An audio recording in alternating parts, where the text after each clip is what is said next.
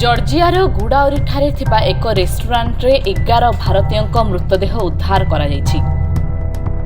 रेस्टोरेंट्र द्वितीय महलार एक प्रकोष्ठरे शोइथिबा बेले रातिरे विषाक्त गैस लीक होई 11 जन भारतीयों समेत 12 जनकर मृत्यु घटिछि।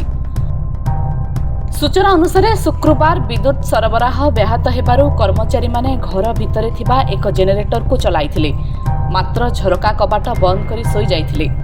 फଳରେ ଅମ୍ଳଜାନର ଅଭାବ ଓ ଜେନେରେଟରରୁ ବାହାରୁଥିବା ଅଙ୍ଗାରକାମ୍ଳ ଯୋଗୁଁ ସେମାନଙ୍କର ମୃତ୍ୟୁ ଘଟିଛି। ଜର୍ଜିଆର ଆଭ୍ୟନ୍ତରୀଣ ବ୍ୟାପାର ମନ୍ତ୍ରଣାଳୟ ପକ୍ଷରୁ ଏନେଇ ସୂଚନା ଦିଆଯାଇଛି। ଏନେଇ ତଫସିଲସ୍ଥିତ ଭାରତୀୟ ଦୂତାବାସ ପକ୍ଷରୁ ଗଭୀର ଶୋକ ପ୍ରକାଶ କରାଯାଇଛି। ମୃତଦେହର ଠିକଣା ସଂଗ୍ରହ କରାଯାଇ ଖୁବ୍ ଶୀଘ୍ର ଭାରତ ପଠାଯିବାର ବ୍ୟବସ୍ଥା କରାଯାଉଛି।